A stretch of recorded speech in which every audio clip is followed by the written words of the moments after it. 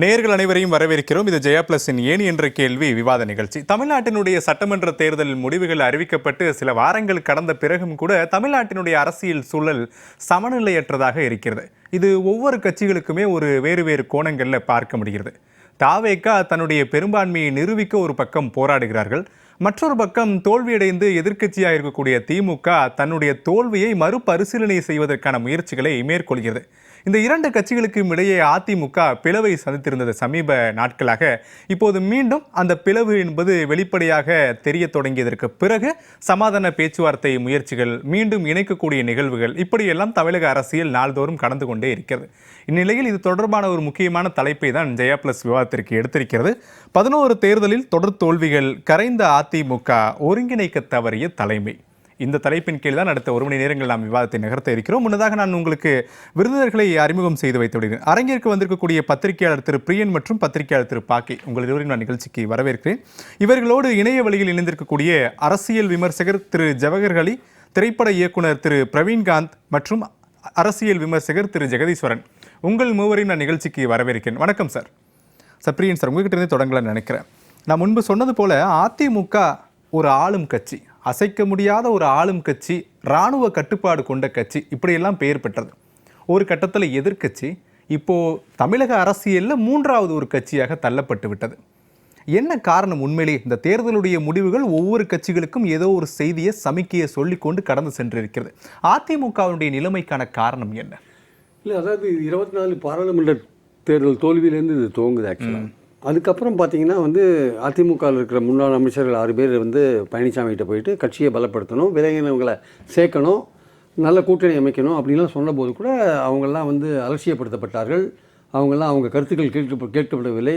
நான் இப்படி தான் இருப்பேன், நான் விலக்கினவங்களை சேர்க்க மாட்டேன், இன்னும் நிறைய பேரை விலக்குவேன்ட்டு அதுக்கப்புறம் செங்கோட்டையன் போன்றவர்கள்லாம் விளக்குற விஷயங்கள்லாம் நிறைய நடந்தது நம்ம பார்த்தோம். ஸோ அதனால் இந்த விஷயம் இப்போ ஆரம்பிக்கல. அந்த அதிமுகவுக்குள்ளே ஒரு முணுமுணுப்பு அல்லது புலம்பல்றது எடப்பாடி பழனிசாமி பற்றின புலம்பல்றது பாராளுமன்ற தேர்தலுக்கு அப்புறமே ஆரம்பிச்சிருது. அது தொடர்ந்து சட்டமன்ற தேர்தல் நோக்கி போகும்போது அவர் அவங்க சொன்னபடி நடக்கலை. தன்னுடைய கட்சியும் பலப்படுத்தலை, தன்னோட கூட்டணியையும் பலப்படுத்தலை. அவர் பாஜகவோட சேர்ந்தார், வேட்பாளர் போட்டார். தேர்தலுக்கு முன்னாடியே என்ன நான்லாம் என்ன சொன்னேன்னா, இந்த தேர்தலில் நீங்கள் தோற்றீங்கன்னா தேர்தலுக்கு அப்புறம் உங்கள் கட்சியில் ஒரு பெரிய பிரச்சனைகள் வரும், அந்த பிரச்சனைகளில் நீங்கள் உங்களுடைய பதவியை பறிபோகிறதுக்கான வாய்ப்புகள் இருக்குது அப்படின்னு நான் சொன்னேன். அது மட்டும் இல்லை, தேர்தலுக்கு முன்னாடி தாவேகா என்ன சொல்லிட்டு நீங்கள் பார்க்கணும். தேர்தலுக்கு முன்னாடி தாவேகாவோட நோக்கம் என்னவாக இருந்ததுன்னா, அதிமுக இருக்கிற இடத்த பிடிக்கணும்னு தான் அவங்க பார்த்தாங்க. அதிமுக அவங்க எப்படி விமர்சித்தாங்க? ஊழல் மற்றும் அடிமை கூட்டணின்னு விமர்சித்தாங்க. எம்ஜிஆர் ஆரம்பித்த கட்சி இப்போ எந்த நிலைமையில் இருக்குது பார்த்தீங்களான்னு விமர்சித்தாங்க. கடைசி நாளில் எடப்பாடிக்கு என்ன சவால் விட்டார் விஜய், உங்களால் தைரியம் இருந்தால் நீங்கள் சேலத்துக்கு வெளியில் போட்டி போட முடியுமான்னு கேட்டார் ஆக்சுவலாக. ஏன்னா அந்த தாவேகா வேட்பாளர் ஒரு விலைக்கு வாங்கிட்டார் அப்படின்னு அவருடைய குற்றச்சாட்டு, தாவேகாவுடைய குற்றச்சாட்டு. மாற்று வேட்பாளர் ஒருத்தர் போட்டாங்க, டிவி சின்னத்தோட தாவேகா ஆதரவு, அவர் 50,000 ஓட்டு வாங்கினார். அவர் உண்மையான ஒரிஜினல் தாவேகா வேட்பாளர்னா எடப்பாடியை தோற்றுருப்பார்னு நினைக்கிறேன். அந்த நிலைமை தான் அங்கே இருந்தது. ஏதோ ஒரு அலை அடிச்சது, மக்கள் சினிமா கவர்ச்சி அல்லது இன்ஸ்டாகிராம் இது இல்லை திமுக அதிமுக பிடிக்காதவங்க ஒரு சேஞ்சுக்காக போட்டாங்க, எப்படி வேணால் வச்சுக்கலாம். பேரன் சொல்லி தாத்தா போட்டார், இல்லை பையன் சொல்லி அப்பா போட்டாருன்னு ஏதோ ஒன்று. சம்மவ் வி காட் 107 சீட்ஸ். இந்த மெஜாரிட்டி இல்லாமல் வந்தது தான் அந்த குழப்ப நிலையை உருவாக்கியிருக்கு. அதிமுகவில் உள்ள பிளவு, இந்த விஷயங்கள் எல்லாமே தாவேகாவுக்கு மெஜாரிட்டி இல்லாமல் இருக்கிற நிலையினால எழுந்த விளைவுகள் தான் ஆக்சுவலாக. இப்போ 2021 தமிழ்நாடு சட்டமன்ற தேர்தலிலும் அதிமுக தோல்வி, 24 மக்களவை தேர்தலிலும் தோல்வி. அப்போது இல்லாத இந்த கருத்து ஒற்றுமையற்றாத ஒரு சூழலோ, இந்த பிளவோ 26ல் ஏற்பட்டதுக்கு விஜய் தான் காரணம்னு எடுத்துக்கலாமா, இல்லை ஏற்கனவே இருந்த தாக்கம் இப்போ விஜய்க்கு பிறகு இன்னும் அதிகமாயிருக்கு அப்படின்னு புரிஞ்சுக்கலாமா? இல்லை, அவங்களுக்கு 21க்கு அப்புறம் வேற யார்ட்டையும் அவங்களால போக முடியாது. குறிப்பாக திமுகவுக்கு போகிறதுன்றது அவங்க கடைசியாக தான் நிறைய பேர் திமுகவுக்கு போயிருக்காங்க. ஒரு ஒட்டுமொத்தமாக பெரிய பெரிய தலைகள்லாம் போகிறதுன்றது இவற்றை ரெட்டையில சின்னம் இவற்றை இருந்தது. அந்த 2 பேர் அந்த இரட்டை தலைமையில் இவர் எமர்ஜாயி மேலே வந்தார், பொதுக்குழு மூலமாக தேர்ந்தெடுத்தாங்க. கோர்ட்டு கேஸுன்னு பல விஷயங்கள் போயிருந்தது. அதெல்லாம் செட்டிலாகி வரும்போது இவர் தனியாக ஒரு சிங்கிள் தலைவராக எமர்ஜ் ஆகிட்டார். ஸோ எமர்ஜ் ஆனவுடனே அவர் வச்சது தான் சட்டம், அவர் சொல்கிறது தான் நீதின்ற மாதிரி அங்கே அதிமுகவில் ஒரு பிக்சர் கிரியேட் ஆகிட்டு ஆக்சுவலாக. அந்த சமயத்தில் எல்லாருக்குமே ஒரு வருத்தம் இருந்தது. நம்ம 19லையும் தோல்வி அடைஞ்சோம், 21லையும் தோல்வி அடைஞ்சோம் அப்படின்னு ஒரு வருத்தம் இருந்தது. அப்புறம் உள்ளாட்சி தேர்தலில் தோல்வி அடைஞ்சோம், அப்புறம் பாராளுமன்ற தேர்தலில் ஏதோ வெற்றி கிடைக்குன்னு பார்த்தா அதுலேயும் தோல்வி அடைஞ்சோன்ற போது தான் இவங்க இனிமேல் இவரை நம்பி பிரயோஜனம் இல்லை, பட் இது 26 பார்த்துடலாம், 26லையும் நம்ம வெற்றி அடையலைன்னா நம்ம அடுத்த மூவ் எடுக்கலான்ற போது தான் தாவேகான்ற ஆப்ஷன் அங்கே வருது ஆக்சுவலாக. ஸோ அவங்களுக்கு தாவேகான்ற ஆப்ஷன் முக்கியமாக வருது. ஏன்னு காரணம் அவரோட குறி என்னவாக இருக்குன்னா, விஜயோட குறி அதிமுகவை திட்டமிட்டு காலி பண்ணுறது தான். ஏன்னா வந்து அவருக்கு வல்னரபிளாக ரொம்ப வேட்டையாடுறதுக்கு வசதியாக அதிமுக இருக்கு அவருக்கு ஆக்சுவலாக. அதனால் வந்து பாண்டிச்சேரியில் உங்களுக்கு கொண்டு ரிசார்ட்டில் ஏன் அடைச்சாரு பழனிசாமி? என்ன அடிப்படையில் அடைச்சார் ரிசார்ட்டில்? திமுக எம்எல்ஏக்கள்லாம் கொண்டு அடைச்சி வச்சாங்களா? ஏன் ரிசார்ட்டில் அடைச்சிங்க? அப்போ உங்கள் எம்எல்ஏக்கள் மேலே உங்களுக்கு நம்பிக்கை இல்லைன்னு அர்த்தம். அப்போ நீங்கள் பாண்டிச்சேரியில் அடைச்ச பிறகு என்னாச்சு? நீங்கள் வந்து திமுக ஆதரவோடு நீங்கள் ஒரு அரசாங்கம் அமைக்க ட்ரை பண்ணீங்கன்ற ஒரு விஷயம் இருந்தால் கூட அந்த அதிருப்தி எம்எல்ஏக்கள் அல்லது ஒரு பிளவுபட்ட எம்எல்ஏக்கள் வேலுமணி தலைமையில் சிபி சண்முகம் தலைமையில் வந்த எம்எல்ஏக்கள் சொன்ன ஒரு முக்கியமான விஷயம் என்ன? பொதுக்குழு கூட்டுங்க விவாதிங்கன்னு சொன்னாங்களா இல்லையா? நீங்க பொதுக்குழு கூட்டுறதுக்கான முடிவு எடுத்தீங்களா? எடுக்கவே இல்லையா? அது எடுக்கவே இல்லை. ஆனால் அவங்க அதுக்கு நடுவில் என்ன நம்பிக்கை தீர்மானத்தை ஆதரிச்சு அந்த இஷ்யூ வந்து டைவர்ட் ஆயிடுச்சு. ஆக்சுவலா வேலுமணி சிபி சண்முகம் கம்பெனி ஒரு விஷயத்துல தெளிவா இருந்திருக்கணும். என்னன்னா அவங்க நம்பிக்கை தீர்மானத்தை கட்சி சொன்னபடி ஓகேன்னு பண்ணிட்டு ஆதரிச்சுட்டு பொதுக்குழுவை கூட்டி விவாதிக்கணும் அல்லது நீங்க ராஜினாமா பண்ணணுன்ற ஒரு விஷயத்தை ஒற்றை விஷயத்தை மட்டும் எடுத்திருந்தாங்கன்னா அவங்க வந்து சக்சஸ் ஆயிருப்பாங்க. ஆனா அதுல வந்து டைல்யூட் ஆயிட்டாங்க. டைல்யூட் ஆகி இவங்க ஒரு பதவி ஆசை, இவங்க தாவேக்கால போய் பதவி பிடிக்கிறது, இவங்களோட நோக்கம் வந்து டைவர்ட் ஆயிடுத்து. நடுவில் சட்டச்சிக்கல் வேற வந்துடுது. இவங்களோட பதவி பறி போடுற மாதிரியான சட்டச்சிக்கல் வந்து விஜய் இவங்களை ரிஜெக்ட் பண்ற மாதிரி வேண்டாம்னு சொல்ற மாதிரியான ஒரு நிலை வந்த பிறகு அவங்க திருசங்கு சொர்க்கத்தில் விடப்பட்டார்கள். அவங்க உடனே பாதி பேர் அங்க திருப்பி இபிஎஸ் போது இந்த மாதிரி விஷயங்கள். அப்பதான் விஜய் என்ன பண்றாரு, இவங்களை வேண்டாம்னு சொல்லிட்டு நிறுத்தினவர் சரி இதுலேருந்து எவ்வளோ பேரை பிடிக்க முடியும்னு பார்த்து ஏற்கனவே ஏதோ ஒரு வகையில் ஒரு குதிரை பேரம் அங்கே நடந்திருக்கு. அப்போ அந்த குதிரை பேரத்துக்கு ஆட்பட்ட பல பேர் என்ன பண்ணுறாங்க, ராஜினாமா பண்ணிட்டு உள்ளே வராங்க. அதுதான் இங்கே நடந்துருக்கு. அந்த ராஜினாமான்றது ஒரு பக்கம் அந்த எம்எல்ஏக்கள் இப்படி வந்தால் கூட கட்சியோடைய கேடரில் பார்த்தீங்கன்னா முன்னாள் எம்எல்ஏக்கள், ஒன்றிய செயலாளர் எல்லாம் ஒரு வரிசையாக கீழே வரையும் பல பேர் இப்போ மாறி போயிட்டே இருக்கிறத நம்ம பார்க்குறோம் நம்ம.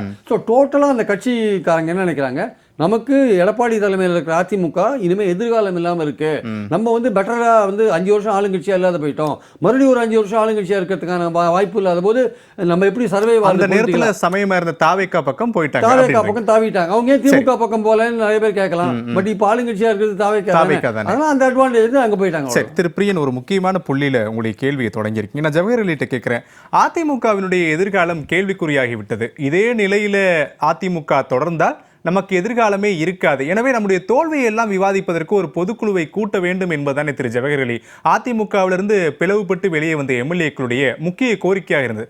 அந்த கோரிக்கை நிறைவேறாத நிலையில மீண்டும் அதிமுகவிற்கே திரும்பி இருக்கிறார்கள் சிவி சண்முகம், சி விஜயபாஸ்கரை தவிர மட்டும். என்ன நடந்தது உண்மையிலேயே? எதனால் சமாதான பேச்சுவார்த்தை முடிவுக்கு வந்தது அப்படின்னு நம்ம புரிஞ்சுக்கலாம்.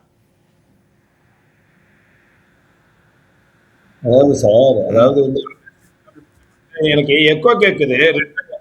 சரி, நான் பார்க்க நீங்க பேசுறதா அரசியல் களத்துல வெற்றி மாறி மாறி அதெல்லாம் சகஜம்.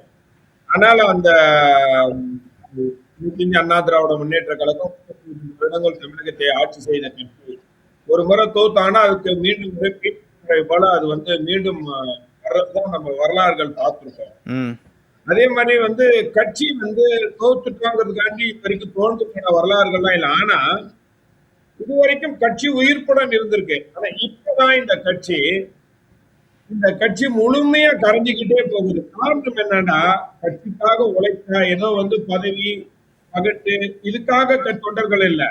ஆனா கட்சிக்காக உழைக்கக்கூடிய தொண்டர்களுடைய உழைப்பை இந்த கட்சி அங்கீகரிக்க மறுத்திருக்கு. அதனாலதான் இந்த முழு கட்சி கரைஞ்சு போறதுக்கு ஒரு காரணமா இருக்குது. இதுக்கு முன்னாடி வந்து நீங்க பல தேர்தல்கள் நம்ம பார்த்திருக்கோம். அந்த தேர்தல் தோல்விக்கு பிறகு என்ன பண்ணுவாங்கன்னா, முக்கிய அதாவது மாவட்ட செயலாளர் லெவல்ல, அமைப்பு செயலாளர் லெவல்ல முக்கிய தலைவர்கள் தான் போய் வேற கட்சியில போய் சேருவாங்க, ஆளுங்கட்சியில போய் சேருவாங்க. ஆனா இந்த முறைதான் இதுதான் புதுமையான ஒன்று. இந்த முறைதான் அடிமட்டத்துல ஒன்றியம், வட்ட, கிளை செயலாளர்கள் இருந்து தொண்டர் வரைக்கும் போய் ஒரு கட்சியில போய் இணைகிறாங்க. ஆளுங்கட்சிங்கிறது இல்ல, அது தாவேக்கான்றது ஒரு மாற்று சக்தியாக வந்திருக்கக்கூடிய ஒரு இயக்கமாக அவங்க விரும்புறாங்க, நினைக்கிறாங்க. காரணம் என்னன்னா, இந்த அதிமுகவினுடைய தொண்டர்கள் தீய சக்தி திமுக என்ற நிலைக்கு போறதுக்கு விரும்பல. ஏன்னா அவர்கள் மனநிலையை ஏற்கனவே எம்ஜிஆரும் அம்மா அவர்களும் திமுக என்று தீய சக்தின்னு கொண்டு போயிட்டாங்க. அப்போ ஏன்னா தொண்டர்களை அரவணைக்காத ஒரு தலைவர், தொண்டர்களுக்கு எந்த வகையிலும் அவர்களை அரவணைத்து ஒரு தாய் உள்ளத்தோடு அணுகாத ஒரு தலைவர், அவர்களுடைய உழைப்பை அங்கீகரிக்காத ஒரு தலைவர் கீழே இருக்கும்போது அவங்களுக்கு எந்த விதமான பயனும் இல்லை அப்படிங்கிற ஒரு கோபத்தின் உச்சகட்டத்தின் இப்ப அவங்க போயிருக்காங்க. ரெண்டாவது வந்து புரட்சி தலைவர் எம்ஜிஆர் அம்மா ஆட்சி நீட்சியாக தமிழக வெற்றி அதாவது சகோதரர் விஜய் பண்றாங்க. ஏன்னா இப்ப அவர் என்ன ஆரம்பத்துல சொன்னாருன்னா, எம்ஜிஆருடைய அவர் படத்தை வந்து முழுசா போட்டுதான் பிரச்சாரத்துல போடுது. நான் எம்ஜிஆரை வந்து அவர் வழியில் நான் செல்கிறேன் என்று சொல்லி பிரச்சாரத்தை எல்லாம் பேசினார். அதெல்லாம் தொண்டர்கள்கிட்ட மக்கள்கிட்ட ஒரு ஈர்ப்பு உண்டாக்கியது. இரண்டாவது, இவர்கள் என்னன்னா புரட்சி தலைவர் எம்ஜிஆர் கொண்டு வந்த அந்த விதிகளை முழுமையா மாத்தினார்கள். இப்ப சொல்றாங்க எம்ஜிஆருடைய கட்சி வந்து, ஆனா எம்ஜிஆர் கொண்டு வந்தா அந்த பைலாவை முழுக்க முழுக்க மாத்தி ஒரு தொண்டரா மட்டுமே பொதுச் செயலாளர் தேர்ந்தெடுக்க முடியும் என்பதை எல்லாம் மாத்தி இந்த கட்சியை வந்து ஒரு மோசமான சூழ்நிலைக்கு கொண்டு போனது. இல்ல திரு ஜவஹர்லி, இல்ல என்னுடைய கேள்வி என்ன அப்படின்றது, இப்ப நீங்க சொல்லக்கூடியது அனைத்துமே ஏற்றுக்கொள்ளக்கூடியதான். ஆனால் 21 தமிழ்நாடு சட்டமன்ற தேர்தலிலும் இவர்தான் அதிமுகவுடைய பொதுச் செயலர். இதே குற்றச்சாட்டுகள் அப்போது முன்வைக்கப்பட்டது. 24 மக்களவை தேர்தலிலும் இதே குற்றச்சாட்டு முன்வைக்கப்பட்டது. ஆனா இப்ப ஏன் 26 சட்டமன்ற தேர்தலுக்கு பிறகு ஒரு பிளவை எடுத்துக்கொண்டு மீண்டும் அதே அதிமுகவுடன் இணைவதற்கான காரணம் என்னதான் என்னுடைய கேள்வியா இருந்துச்சு. ஏன்னா இப்போ நீங்க முன்பு சொன்னது போல எம்ஜிஆரை கொண்டு அவர் பிரச்சாரம் செய்தார், எல்லாம் செய்தான்.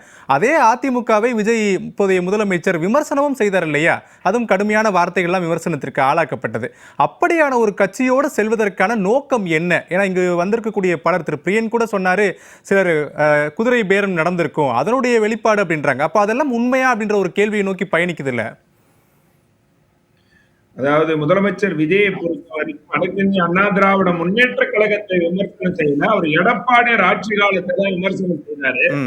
அவர் வந்து ஏன்னா இல்ல எடப்பாடி பழனிசாமின்றது அதிமுக தானே, அதிமுகவின் பொதுச் செயலர் தானே நீங்களே சொல்லியிருந்தீங்க. அப்ப அப்படின்றப்போ ரெண்டுமே ஒண்ணு தானே, விமர்சனத்தை தனித்தனியா பிரிக்க முடியாதுல்ல.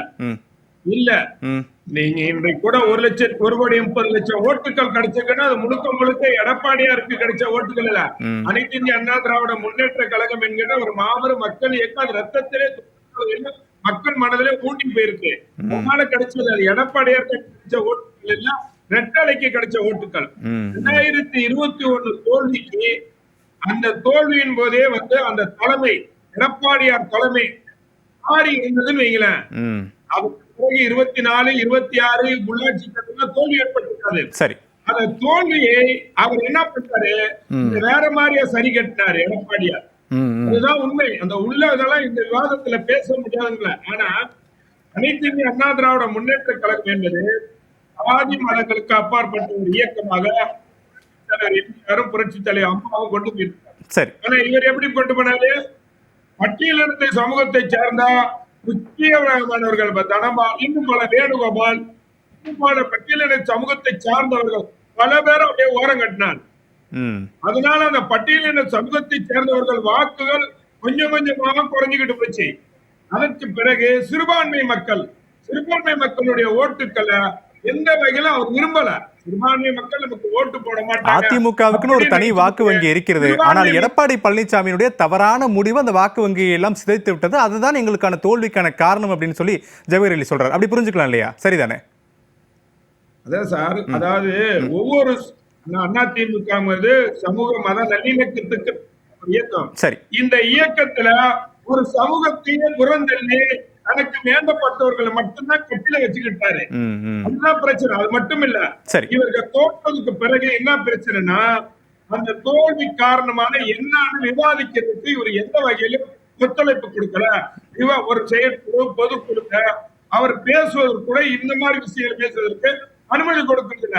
அதை யார் சொல்லுவாருன்னா, என்ன பண்ணுவாங்க, ஒரு செயற்குழுவோ பொதுக்குழுவோ இதை விவாதிக்கிற கிளம்பணும்னா ஏற்கனவே ஒரு 4 பேரை சொல்லி சுருக்கமா ஒரே ஒரு குறுக்கீடு மட்டும். இப்போ தோல்வி குறித்து விவாதிக்க எடப்பாடி பழனிசாமி முன்வரவில்லை, அதுதான் இந்த பிளவுக்கான ஒரு காரணமும் கூட எடுத்துக்கலாம். ஆனா இப்ப வரைக்கும் தோல்வி குறித்து எந்த ஒரு இடத்துலையும் விவாதம் நடத்தல. எஸ்பி வேலுமணியோ சிவி சண்முகம் சொன்னது போல பொதுக்குழு கூட்டப்படவில்லை. இருந்தாலும் இருவரை தவிர மற்றவர்கள் எல்லாம் அதிமுகவில் இணைந்து விட்டார்கள். இது எந்த இடத்துல நடந்துச்சு? அதான் என்னுடைய கேள்வி. சமாதானம் வெற்றி பெற்று விட்டது அப்படின்னு புரிஞ்சுக்கலாமா? சேர்ந்தாங்களா, அவங்களுடைய முகத்தை பார்த்தீங்களா? இந்த ஏதோ பிரச்சனை ஏதோ வந்து தேர்தலுக்கு பிறகு இப்ப ஏற்பட்டது இல்ல, தேர்தலுக்கு முன்னாடியே ஒரு வருஷமாவே பிரச்சனை ஏற்பட்டிருக்கு. நீங்க இந்த வேட்பாளர்கள் எல்லாம் எப்படி தேர்ந்தெடுத்தா தெரியுமா எடப்பாடியார்? யாருக்கிட்ட பணம் அதிகமா இருக்கு, ஒரு தொகுதியை கட்டி 10 பேரை தேர்ந்தெடுத்து இதுல யார் அதிகமா பணம் கட்டுறீங்களோ அவங்களுக்கு 7 மட்டும் தான் எடுத்தாரு. ஏற்கனவே மாவட்ட செயலாளர்கள் சிபாரிசு செஞ்சாங்க. சரி. ஈமாரோஸ் யாரு சிபாரிசு செஞ்சாங்க? எடப்பாடியார் நேரடியாக தேர்ந்தெடுத்து உடனே வந்த கையோட பொறுப்பு கொடுத்தாங்க. அப்படி இருக்க இப்போ ஒரு பிரச்சனை உண்டாச்சு. தேர்ந்தெடுக்கப்பட்ட 47 பேர்ல 25 பேர் ஒரு அணியா போனாங்க. ஆனா அதற்கு பிறகு ஒரு சூழ்நிலை அவர்களுக்கு வேற மாதிரி போச்சு. அதனால அதான் மீண்டும் இணைறாங்க. இணைறாங்கன்னா அவர்கள் வந்து பதவி போயிடும், சட்டமன்ற உறுப்பினருடைய பதவி போயிடும் என்ற ஒரு காரணத்துக்காக தான் இணைறாங்க. ஆனா அப்ப கூட அவர்களுடைய முகத்துல எந்த விதமான சலனமும் இல்ல, அச்சத்தோடு நின்றாங்க. யாரோட? எடப்பாடியோட.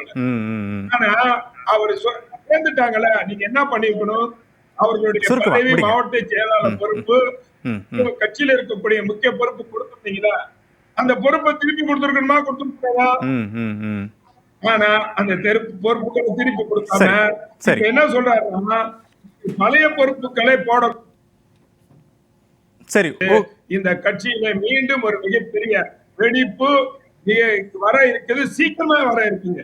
அதுக்கு முன்னாடி கட்சியில இருக்கக்கூடிய கீழ்மட்ட தொண்டர்கள் அவர்கள் வந்து மிகப்பெரிய அளவுல இன்னைக்கு தாவாக்களை இணைகிறாங்கன்னா காரணம், எதிர்காலத்துல ஒரு கட்சி சிறப்பான முறையில நடுவில் நடத்துவதற்கு தலைவர் எடப்பாடியார் தகுதியற்றவராகிவிட்டார். சரி, ஒரு முக்கியமான குற்றச்சாட்டை முன் வச்சிருக்கீங்க. இந்த குற்றச்சாட்டுல இருந்து மற்ற விருந்தினர்கள் நம்ம கருத்துக்களை கேட்கலாம். புரட்சி தலைவர் எம்ஜிஆர், அம்மா இவர்கள்லாம் கரிஸ்மாட்டிக் லீடர். அதே போன்ற ஒரு கரிஸ்மாட்டிக் லீடரை இந்த தொண்டர்கள் விஜயை பார்க்கறாங்க. அதனால தாவேக்கால இணைகிறாங்க. சரி, திரு ஜெகதீஸ்வரன், தாவேக்காவிற்கு பெரும்பான்மை இல்லை, இன்னும் சொல்ல போனால் குதிரை பேரம் நடந்தது அப்படின்னு குற்றச்சாட்டுகளுக்கு எல்லாம் நிரூபணமாகத்தான் CV சண்முகத்தையும் SP வேலுமணியையும் அவருடைய முகாம் இல்லத்திற்கே சென்று முதலமைச்சர் விஜய் சந்தித்திருந்தார். அப்போதே இது கிட்டத்தட்ட உறுதியாகிவிட்டது, அதிமுகவினுடைய MLAக்களை தாவேக்கா பக்கம் இழுக்க முயற்சி நடந்திருக்கிறது என்று. இப்போ தாவேக்காவிற்கு பெரும்பான்மை இல்லை என்ற சூழல்ல தமிழ்நாட்டில் ஒவ்வொரு கட்சிகளுமே கணிசமான MLAக்களை வைத்திருக்கும் போது ஏன் குறிப்பிட்ட அதிமுக மட்டும் தாவேக்காவிற்கு இலக்காக மாறியது? என்ன காரணமா இருக்கும்? நீங்க இந்த தேர்தல் முடிவுகள் வந்த பிறகே பெரும்பான்மை இல்ல தொங்கு சட்டமன்றம் அமைய போறது வந்து ஒரு சிறுபான்மை ஆட்சி, மைனாரிட்டி ஆட்சி அப்படிங்கிறது தெரிஞ்சிருச்சு. அதற்கு பிறகு தாவேக்காவிற்கு கொடுக்கப்படுகின்ற வேலை என்பது நீங்கள் சப்போர்ட் எடுத்துட்டு வரணும் அப்படின்ட்டு ஆளுநர் சொல்லிட்டாரு. ஸோ 118ங்கிற மேஜிக் நம்பர் வேணும் அப்படிங்கிறது தான் இருந்துச்சு. நீங்க அதற்கு ஒரு பக்கம் முயற்சிகளை மேற்கொண்டுட்டே இருக்கிறாங்க. இந்த பக்கம் நீங்க என்ன சொல்ல போனா முதலாக 6ஆம் தேதியே வந்து தாவேக்கா தரப்பு போய் ஆளுநரை சந்திக்கிறாங்க. 7ஆம் தேதி எப்படியாவது பதவியேற்க வைக்கணுங்கிறதுக்காக அந்த கட்சியை சேர்ந்த செங்கோட்டையன் அவர்கள் நாங்கள் இதில் வந்து தொடர்ச்சியாக வேலைகளை பார்த்துட்டே இருக்காரு, நெஹ்ரு ஸ்டேடியத்தில் வேலைகள் பார்த்துட்டே இருக்காரு. அன்னைக்கு என்னன்னா 108 பேர் வச்சு நம்ம முதல்ல ஆளுநர்கிட்ட மெஜாரிட்டின்னு சொல்லி நம்ம வந்து ஆட்சி அமைச்சிருவோம், ஃப்ளோர் டெஸ்ட்ல பார்த்துக்கலாம். அப்பொழுதே கசிந்த செய்திகள் என்பது CV சண்முகம் தலைமையில் ஒரு அணி தயாராக இருக்கிறாங்க. ஃப்ளோர் டெஸ்ட் ஒன்று நடந்தால் அவங்க வாக் அவுட் ஒரு 20-25 பேர் வாக் அவுட் பண்ணிடுவாங்க, ஃப்ளோர் டெஸ்ட்ல ஜெயிச்சிருவாங்க. இதுதான் முதலாக வந்த செய்தி. அதை உறுதிப்படுத்துற மாதிரி இந்த பக்கம் பார்க்கிற ஒரு MLAக்கள் கொஞ்சம் பேர் முதல்ல வந்து ரெசார்ட்ல போய் தங்குறாங்க, அதிமுக சார்பாக தேர்ந்தெடுக்கப்பட்ட MLAக்கள். அதற்கு பிறகு ஒட்டுமொத்த MLAக்களும் போய் ரெசார்ட்ல தங்குறாங்க, 47 பேர் தங்குறாங்க. எடப்பாடி பழனிசாமி அவங்களை சந்திச்சுட்டு வரதாக செய்திகள்லாம் வருகிறது. இது பக்கம் இதெல்லாம் ஒரு பக்கம் இருந்துச்சு. அதற்கு பிறகு இவங்க போர்க்கொடி உயர்த்துறாங்கிற தெரிஞ்சிருச்சு. முதல்ல வந்து பொதுக்குழு கூட்டுங்க, செயற்குழு கூட்டுங்கிற செய்திகள்லாம் வந்தது. ஆனா உங்களுக்கு வந்து தலைமை மேல கண்டிப்பா கோபம் இருப்பது ரொம்ப நியாயமான விஷயம். நீங்க சொல்ற மாதிரி 11ஆம் தோல்வி 12ஆம் தோல்வி வரைக்கும் வந்துட்டாரு. தொடர் தோல்விகள் எடப்பாடி பழனிசாமி இருக்காரு. அப்ப இதற்கு ஒரு மாற்றாக என்ன செய்யணும், நான் ஒரு தலைமை குழு மாறி நோக்கி போகணுமா, இதுல என்ன சீர்திருத்தங்கள் செய்ய வேண்டும் அப்படிங்கிறது ரொம்ப சரியான விஷயம் தான். ஆனா நாங்க அதற்காக விஜயை ஆதரிக்கிறோம், அதற்காக முதல்வர் விஜய் ஆதரிக்கிறோம் அப்படிங்கிறது எப்படி ஏற்புடைய ஒன்றாக இருக்கும்? ஏன்னா விஜய் வந்து இந்த களம் என்பதே தாவேக்காவிற்கும் திமுக களம் தேர்தல் பிரச்சாரம் முழுக்க சொன்னார். மற்றும் பலரும் விமர்சிச்சார், ஊழல் சக்தியை விமர்சிச்சார். அந்த விஜய் அவர்களுக்கு ஒரு பிரச்சனை அப்படின்னா ஓடோடி போய் இன்னைக்கு நிறைய தேர்ந்தெடுக்கப்பட்ட சட்டமன்ற உறுப்பினர்கள் நாங்கள் மக்கள்கிட்ட போய் எங்க தொகுதியில போய் கேட்கிறோம், நாங்க செய்வது சரியா தப்பா செய்யலாம்னு கேட்கிறோம். இதுக்கு ஃப்ளோர் டெஸ்ட்க்கு முன்னாடி செஞ்சிருக்கணும்ல. ஃப்ளோர் டெஸ்ட் நடக்க போறதுக்கு முன்னாடி இந்த மாதிரி விஜய் அவர்களுக்கு ஒரு ஆதரவு கம்மியா இருக்கு, நான் போய் ஆதரவு கொடுக்கலாமா, நீங்க போய் உங்க மக்கள்கிட்ட கேட்டீங்களா? எதன் அடிப்படையில் நீங்கள் ஆதரவு கொடுத்தீங்கன்னா ஒரே ஒரு காரணம் மட்டும்தான், டீல் பேசி முடிச்சிட்டாங்க. நீங்க வந்து டீல் பேசிட்டாங்க, ஓகே யாருக்கு என்ன அமைச்சரை கொடுக்குறோம் அப்படின்னு சொல்லிட்டு அவங்க சொல்றாங்க. சரி, வேலுமணி அவர்களுக்கு, விஜயபாஸ்கர் அவர்களுக்கு, CV சண்முகம் அவர்களுக்கு இப்படின்ட்டு ஒரு 8 பேருக்கு அமைச்சர்கள் பொறுப்பு கொடுக்குறோங்கிற அளவுக்கு பேசி முடிக்கப்பட்டது. இது எங்க உடையுதுன்னு கேட்டீங்கன்னா, தாவேக்கா தங்களுடைய காரியத்தை சாதித்து விட்டார்கள், 144 மெஜாரிட்டி வந்துருச்சு. இப்ப ஸ்லோவா இல்லைங்க இது வந்து சரியா வராது போல இருக்கு, ஏன்னா வந்து சபாநாயகர்கிட்ட ஏற்கனவே எடப்பாடி பழனிசாமி அவர்கள் அவர் புகார் கொடுத்திருக்காரு. இன்னொன்று, உங்கள் மேல ஊழல் குற்றச்சாட்டுகள் எல்லாம் இருக்கு. அப்ப ஆளுநர் வந்து தயக்கம் காட்டுறாரு. இந்த மாதிரி பல சிக்கல்கள், ஏன்னா ஆளுநர் வந்து ஏற்கனவே பெண்டிங்ல இருக்கு, சபாநாயகர் முடிவெடுக்காம இருக்காரு. இதை நான் எப்படி பதவியேற்க வைக்கணும் அப்படின்னு சொல்றாங்கன்னு சொல்லிட்டு ஒரு அதிர்ச்சியை கொடுக்குறாங்க. அது உண்மையிலேயே அந்த கேம்புக்கு கேம்புக்கு ஒரு பெரிய அதிர்ச்சி தான்.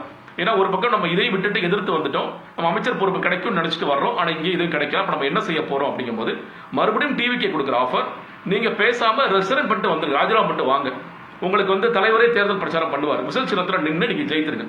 நீங்க இதே மாதிரியான காட்சிகள் வேற சில மாநிலங்களை பார்த்திருக்கிறோம். பாஜக இதே மாதிரியான வேலைகளை பண்ணிருக்காங்க. அதை பார்த்து நம்மள கொதிச்சு எழுந்திருக்கோம். இன்னைக்கு வந்து விஜய் செய்வது சரின்னு பேசுறவங்க நிறைய பேர் கூட பாஜக செய்யறது அப்பட்டமான ஜனநாயக விரோத போக்கு, ஆபரேஷன் லோட்டஸ் பண்றாங்க, அஸ்ஸாம்ல ஆள தூக்குறாங்க, அருணாச்சல பிரதேச ஆள தூக்குறாங்க, அங்க பாஜக ஆள தூக்குனா நமக்கு ரொம்ப கஷ்டம், ஆனா வந்து தமிழ்நாட்டை விஜய் தூக்குனா பெரிய பிரச்சனை இல்லை அப்படிங்கிற ஒரு இடத்துல நம்மள நகர்ந்துட்டோம். கேட்டா அவங்க விரும்பி போறாங்க, விரும்பி எல்லாம் போகல. நீங்க ஆதவர்ஜன் என்ன உப்புறம் டிக்ளேர் பண்றாரு, 90% அதிமுக நிர்வாகிகள் உறுப்பினர்கள் எங்க பக்கம் வந்து நான் வந்து புசியான் சொல்றேன், சனிக்கிழமை நம்ம பனையூர்ல ஆபீஸ் திறந்து வைங்க, கேம்ப் நடத்துவோம், எல்லாரும் இங்கதான் வர போறாங்க. அப்போ மிக திட்டமிட்டு அதிமுக பேர் இயக்கத்தை அழிக்க வேண்டும் அப்படிங்கிற ஒரு இடத்திற்கு ஆதவர்ஜன் நகர்கிறார். திரு ஜெகதீஷ், இந்த இடத்துல ஒரே ஒரு குறுக்கீடு இப்போ நீங்க சொல்லக்கூடிய அந்த புள்ளியிலிருந்து நான் ஒரு கேள்வி எடுக்கிறேன். அதிமுகவினுடைய 90% பேர் தாவேக்காவிற்கு வரப்போகிறார்கள் அப்படின்றத ரொம்ப வெளிப்படையாவே ஆதவர்ஜனா சொல்கிறார். அவருடைய குற்றச்சாட்டுக்கு முக்கிய காரணமாக இருக்குது அதிமுகவுடைய தலைமை மீதான அதிருப்தி. இதற்கு முன்பு பேசிய திரு ஜவஹர் அலி கூட அதிமுகவில் இருக்கக்கூடிய முக்கிய நிர்வாகிகள் மட்டுமல்ல, கடைகோடி இருக்கக்கூடிய தொண்டனுக்கும் தலைமை மீதான அதிருப்தி இருக்கு அப்படின்றத வெளிப்படையாகவே சொல்றார். அப்படி இருக்கும்போது தன்னுடைய சுய பரிசோதனை செய்ய வேண்டிய எடப்பாடி பழனிசாமி ஏன் இப்போது வரைக்கும் அந்த ஒரு இடத்தை நோக்கி நகர மறுக்கிறார்? இப்போது வரைக்கும் ரொம்ப ஆணித்தரமா இருக்கிறார். நீக்கப்பட்டவர்களுக்கு மீண்டும் பதவி கொடுக்க மாட்டேன், யாரும் பழைய பதவியை பயன்படுத்திக்க வேண்டாம்னு பொதுவெளியில் ஒரு அறிக்கையை வெளியிடுறாரு. இதெல்லாம் எடப்பாடி பழனிசாமி என்ன சொல்ல வருகிறார்? எடப்பாடி பழனிசாமி கிட்டத்தட்ட ஆதவர்ஜனா என்ன முயற்சிக்கிறாரோ அதற்கு அவரும் சேர்ந்து துணை போற மாதிரி தான் மாறிடுது. இன்னைக்கு ஒரு தேர்தல் தாங்க தாவிக ஜெயிச்சிருக்காங்க, முதல் தேர்தலுக்கு தான் ஜெயிச்சிருக்காங்க. இவங்க எல்லாரும் அதிமுகவை சேர்ந்து இப்ப எடப்பாடி பழனிசாமி இல்ல நிறைய பேர் என்ன யோசிக்கிறார், எடப்பாடி பழனிசாமி இல்ல மற்ற நிறைய பேர் யோசிக்கிறது இனிமேல் அதிமுக எதிர்காலமே இல்லையோங்கிற இடத்துக்கு நகர்ந்துட்டாங்களோங்கிறது தோணுது. அதுக்கு முக்கிய காரணமாக எடப்பாடி பழனிசாமி இருக்கின்றார். தோல்விகள் நீங்க இன்னைக்கு வரைக்கும் இப்ப திமுக தோத்துச்சு, அதிமுக தோத்துச்சு, திமுக ஒரு ஆய்வுக்குழு போட்டாங்க, அந்த ஆய்வுக்குழு என்ன முடிவுகள் வரப்போகுதுங்கிறதுல வேற விஷயம். ஆனா இந்த தோல்விக்கு நான் பொறுப்பேற்கிட்டு முன்னாள் முதலமைச்சர் ஸ்டாலின் சொல்றாரு.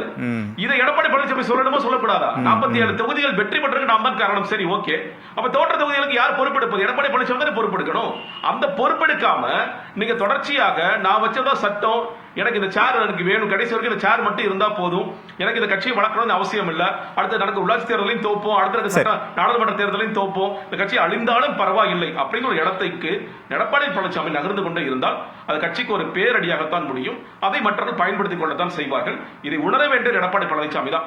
எல்லாத்தையும் ஒன்றிணைக்கணும். இன்னும் சொல்ல போனா அவர் இந்த நேரத்தில் ராஜினாமா செய்கின்றேன், இந்த பொறுப்பை ராஜினாமா பண்றேன், கட்சியை சீரமைப்போன்னு சொல்வதுதான் ஒரு சரியான தலைவருக்கு அழகாக இருக்குமே தவிர போறவளெல்லாம் வெளியே போயிடுங்க, எனக்கு யாருமே வேண்டாம், உங்களுக்கு பழைய பொறுப்பை திரும்ப கொடுக்க மாட்டேன், எனக்கு வந்து அடிமையா இருந்தா நீங்க வரலாம், என்னோட பேச்சை கேட்டு இருக்கிறனா இருக்கலாம் அப்படின்னு சொல்லுவது எதற்கும் பயன்படாது, எதற்கும் உதவும். ஒரு முக்கியமான கருத்து திரு ஜெகதீஸ்வரன் முன் வச்சிருக்கீங்க. பாக்கி முன்பு பேசிய ஜெகதீஸ்வரன் அதிமுகவினுடைய பொதுச் செயலர் பதவியிலிருந்து எடப்பாடி கே பழனிசாமி ராஜினாமா செய்துவிட்டு அடுத்த கட்ட நகர்வை நோக்கி சென்றால் மட்டுமே அதிமுகவிற்கான எதிர்காலம் இருக்கிறது, இல்லைன்னா அதிமுக இதே நிலையில் தான் தொடரும், இன்னும் மோசமான விளைவுகளை எல்லாம் சந்திக்க அவர்கள் தயாராக வேண்டும் அப்படின்றத முன் வச்சிருக்கார். அப்படியான சூழல் இப்போதே எட்டி விட்டதா? அப்படி எட்டி விட்டது என்றால் பொதுக்குழுவை கூட்ட தயக்கக்கூடிய எடப்பாடி பழனிசாமி அந்த ஒரு முடிவை எடுப்பதற்கான வாய்ப்புகளும் இருக்குதா இப்போதைய அரசியல்ல? ஒரு சூழல் அமைந்து விட்டதா அப்படின்னு நீங்க கேட்குறீங்க. நான் ஒரு பொதுவான ஜெனரல் பர்செப்ஷன், அதுக்கப்புறம் மைக்ரோ லெவல் வரேன். கட்சிகளிலிருந்து விலகி இன்னொரு அணிக்கோ இன்னொரு கட்சிக்கோ தாவியவர்கள் காமராஜர் தலைமையிலான கட்சியிலும் உண்டு, கலைஞர் கருணாநிதி தலைமையிலான கட்சியிலும் உண்டு, எம்ஜிஆர் தலைமையிலான அனைத்து இந்திய அதிமுகவிலும் உண்டு, செல்வி ஜெயலலிதா தலைமையிலான அதிமுகவிலும் இருந்திருக்கிறது. நான் எல்லா கட்சிகளும் பொதுவாக சொல்கிறேன். ஆனாலும் அதற்கு பிறகு கட்சிகள் வளர்ந்திருக்கின்றன. எம்ஜிஆருக்கு பிறகு எம்ஜிஆர் தலைமையில் அதிமுக மீண்டும் எழுச்சி பெற்று வந்திருக்கு. கலைஞர் கருணாநிதி 13 ஆண்டுகள் ஆட்சி பீடத்தில் இல்லாமல் வெளியில் இருந்தவர் மீண்டும் ஆட்சிக்கு வந்து மீண்டும் தன்னை புதுப்பித்து கொண்டிருக்கார். ஜெயலலிதா அம்மையாரும் தோல்வியை கண்டு அவரே படுதோல்வி அடைந்தாலும் பிறகு தன்னுடைய கட்சியை மீண்டும் ஃபீனிக்ஸ் மாதிரி எழுப்பி வச்சிருக்காரு. இதுக்கெல்லாம் என்ன காரணம்? கரிஸ்மான்னு சொல்லுவாங்க. அது அல்ல, அது மட்டும் அல்ல. கரிஸ்மாங்கிறது ஒரு ஃபேக்டர், பல்வேறு ஃபேக்டர். ஒரு தலைமைக்கு பல்வேறு அம்சங்கள் உண்டு, அதில் ஒரு அம்சம் தான் இருக்குது. ஆனால் பாஜக தலைமையில், அண்ணாமலை தலைமையில் பாஜக இருந்த காலத்தில் எப்படி எழுச்சி பெற்றது? அப்போ 8% நல்ல முன்னேற்றம் கண்டது. அவர் போன பிறகு அந்த அளவுக்கு இல்லை. இது என்ன தெரியுது? கரிஸ்மா. அண்ணாமலைக்கு ஒன்றும் கரிஸ்மாவில் கிடையாது. கலைஞர் கருணாநிதிக்கு எம்ஜிஆரை போல ஒரு வசீகரம் கிடையாது. ஆனாலும் கட்சியை அவர் புத்துணர்ச்சி கொண்டு வந்தார். என்ன காரணம்னா, ஒன்று, பொதுக்குழு கூட்ட வேண்டும், சுய பரிசோதனை செய்ய வேண்டும் என்பது மட்டும் அல்ல. அது மட்டும் அல்ல, ஒரு வசீகரமான, ஒரு வசீகரம்னு சொல்லலை, நான் அது கூட திருப்பி, ஒரு துடிப்புள்ள இளைய தலைமுறை. காங்கிரஸ் கட்சி இந்திரா காந்தியில் பின்னடைவில் சந்தித்த போது அவர் துரதிருஷ்டமாக இறந்து விட்டார். Young leader. அதுக்கு பிறகு இந்திரா காந்தி மறைந்த போது அடுத்து காங்கிரஸ் யார் தலைவர்னு நரசிம்மராவா பிரணாப் முகர்ஜியான்னு டிபேட் பண்ணிட்டு இருந்தாங்க பெரிய தலைவர்கள். சில தலைவர்கள் யோசனை பேரில் ராஜீவ்காந்தியை முன்னிறுத்தினாங்க. 404 இடங்கள் அந்த 84 தேர்தலில் இந்திரா காந்தி அம்மா இறந்ததுனால அது கிடைச்சதுன்னு சொன்னால் கூட 404 என்பது வரலாற்றில் இல்லாத பெரும்பான்மை. வசீகரமிக்க ஒரு யங் லீடர் வந்துட்டாங்க அப்படிங்க. அந்த வருஷம் 85 இளைஞர்களுக்கான ஆண்டு கூட சொல்லுவாங்க. அது ஒரு பக்கம். இளம் தலைமுறை. நான் யங்குனா வயசுக்கு மட்டும் சொல்லலை, எனர்ஜெட்டிக்காக வேலை செய்யுது, துடிப்போட கட்சியோட வேலை செய்யும். கலைஞருடைய மறைவுக்கு பிறகு மு.க. ஸ்டாலினிடம் இருந்த அந்த வசீகரம் அம்மையார் ஜெயலலிதா அவருடைய மறைவுக்கு பிறகு எடப்பாடி பழனிசாமிகிட்ட இல்லை அப்படின்னு திருப்பாக்கி சொல்ல வர்றாரு. வசீகரம்ன்ற ஒரு வார்த்தையை விட உழைப்புன்னு சொல்ல. கலைஞர் கருணாநிதி அவருக்கு ஒன்றும் எம்ஜிஆரை போல வசீகரம் கிடையாது. உழைப்பு உழைப்பு உழைப்பு. அறிஞர் அண்ணா மறைந்த பிறகு அந்த திராவிட முன்னேற்ற கழகம் வேறு யாராவது தலைமையில் இருந்தால் காணாமல் போயிருக்கும். கலைஞர் கருணாநிதி தான் அந்த கட்டமைத்து அந்த தோல்விகளிலும் 11 தோல்வி பழனிசாமின்றது புதுசு இல்லை. 11 தோல்விகளுக்கு மேலே கண்டவர் கலைஞர் கருணாநிதி. இஷ்யூ என்னன்னா, பொதுக்குழு அந்த கட்சியை மீட்டெடுப்பதற்காக என்னென்ன வகையான உழைப்பை செலுத்த வேணும் அதை செய்தார். திரு பாக்கியோட கருத்துப்படி தலைமை பணி அவங்களுக்கான வேலையை செய்யாதனால அந்த தோல்வி அப்படின்னு நம்ம புரிஞ்சுக்கலாம். ஆனால் தலைமையை தாண்டி அடிமட்ட அளவில் அதிமுக தொண்டர்கள் இப்போதும் வேலை செய்து தான் இருந்தாங்க. அப்போ அந்த தோல்வி அப்படின்றது அதிமுகவுடைய பிரதிபலிப்பு, தலைமையோட பிரதிபலிப்பு தான் தொண்டன் வரைக்கும் இருக்கு அப்படின்றத புரிஞ்சுக்கணுமா, இல்லை அது வேற கோணமா? இல்லை, நான் என்ன சொல்ல வரேன், இன்னொரு கருத்து சொல்கிறேன். மற்ற கட்சிகளுக்கு இல்லாத ஒரு அதிர்ஷ்டத்தை அதிமுக உண்டு. தொண்டர்களுக்கெல்லாம் தெரிஞ்சது 2 தான். கட்சி கொடி ரெட்டை இலை. அவன் இன்னமும் உயிரை கொடுக்க தயாராக. தொண்டர்கள் எதையும் எதிர்பார்க்காம, நான் பார்த்த பல சமூக ஊடகங்கள் பார்க்கும்போது எதையுமே எதிர்பார்க்காம, கட்சிக்காக எனக்கு நல்ல தலைமை வேணும், எம்ஜிஆர் மாதிரி ஜெயலலிதா மாதிரி அப்படிங்கிற இயக்கத்தோடு இருக்கிற கட்சி தொண்டர்கள் லட்சக்கணக்கான கோடிக்கணக்கான தொண்டர்களுக்கு ஒரே இயக்கம் அதிமுக தான். திமுகவில் கூட அவ்வளோ சொல்ல முடியாது, காங்கிரஸில் கூட அது சொல்ல முடியாது, பிஜேபியில் கூட ஏதோ ஒரு சித்தாந்தம் அப்படி இருக்கலாமே தவிர இந்த அதிர்ஷ்டம் இந்த கட்சிக்கு இருக்கு. அப்படின்னா அந்த கட்சி அந்த தொண்டர்களை, ஆஹா தொண்டர்களே கவலைப்படாதீங்க, உங்களுக்கு தலைவனா வந்துட்டேன்னு சொல்லக்கூடிய ஒரு தலைவன் வேணும். அது எடப்பாடி. நான் என்ன சொல்றேன்னா, எடப்பாடி நீங்க இன்னொருத்தர் தான் வரணும் அப்படின்னு நான் சொல்லலை. எடப்பாடியே இன்னொருவரை அடையாளம் கொண்டு அவரையும் முன்னிறுத்தி கொண்டு, கர்ம வீரர் காமராஜர் அவர் இருந்த காலத்திலே பெருந்தலைவர் என்று போற்றப்பட்டது. தமிழ்நாடு காங்கிரஸ் கட்சிக்கு தலைவர் யார் தெரியுமா? பாராமச்சந்திரன்.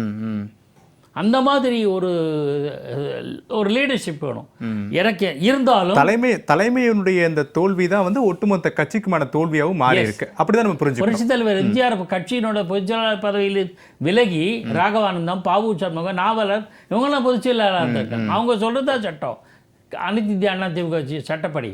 ஆனால் தலைவர் தன் மேல தனக்கு நம்பிக்கை இருக்கு. நீங்க பதவியில தான் இருக்கணும், உங்களை அட்வைசரா இருக்கலாம், ஆலோசகராக இருக்கலாம், எவ்வளவு விஷயங்கள் இருக்கு. அந்த சூழலுக்கே அவர் செல்லல, இப்ப வரைக்குமே செல்ல மறுக்கிறார்ல. சரி, அந்த சூழலுக்கே எடப்பாடி பழனிசாமி செல்ல மறுக்கிறார்ல. தான் ஒருவர் தான் தலைவர் அப்படின்ற ஒரு எண்ணம் தானே அவர்கிட்ட இப்பயும் இருக்கு. பல பிரச்சனைகளுக்கு அவர் தான் காரணம். அந்த எல்லார் மேலும் நடவடிக்கை எடுக்கணுமா, இது என்ன is it old by Edappadi Palaniswami கேள்வி. அவரோட உழைப்பை நான் மதிக்கல. அவர் உழைக்கிறார், தனக்கு மட்டும் உழைக்கிறார். கட்சிக்காக ஒட்டுமொத்தமாக உழைச்சா பிரமாதமா இருக்கும். 234 தொகுதியிலும் பிரச்சாரம் செய்தால் மாற்றுக்கிறதே கிடையாது. ஆனால் உங்களோட ஃபோக்கஸ் என்னவா இருக்கு? தனக்காக மட்டுமே இருந்துச்சு எல்லாரையும் வேலை செய்யுங்க. நேரு தலைவராக இருக்கும்போது காமராஜர், அசோக் மேத்தா, நிஜலிங்கப்பா, சஞ்சீவ் ரெட்டி, பிஜு பட்நாயக் எல்லாரும் உண்டு. அந்த மாதிரியான எல்லாரையும் அரவணைச்சு நான் தான் சரி தலைவராக அப்படி இருந்தா ஓகே வளர்ச்சி.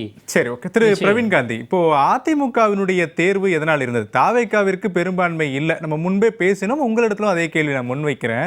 இப்போ தாவேகாவுக்கு பெரும்பான்மை இல்லை, பெரும்பான்மைக்கு தேவையான எம்எல்ஏக்கள் வேண்டும். ஒரு பக்கம் திமுகவினுடைய கூட்டணி எம்எல்ஏக்களை தாவேகா தன் பக்கம் இழுத்து கொண்டது, பெரும்பான்மை ஒரு கட்டத்தில் கிடைக்குது. கிடைத்ததற்கு பிறகும் அதிமுகவை உடைக்க வேண்டும் அப்படின்ற நோக்கம் தாவேகாவிற்கு ஏன் ஏற்படுகிறது?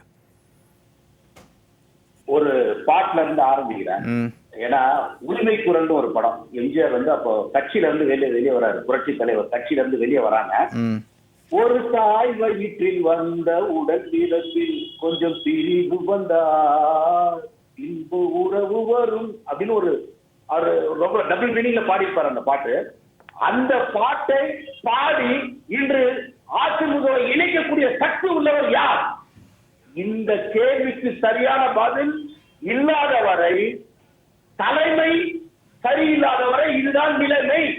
ஏனென்றால் ஏடிஎம்கே என்பது அந்த ஒரு கரிஸ்மா, நம்ம சார் சொன்னாங்க, கரிஸ்மா என்பது வந்து ஒரு சின்ன பாயிண்ட் தானே. நோ, ஏடிஎம்கே பொறுத்த வரைக்கும் கரிஸ்மா தான் ஃபர்ஸ்ட்.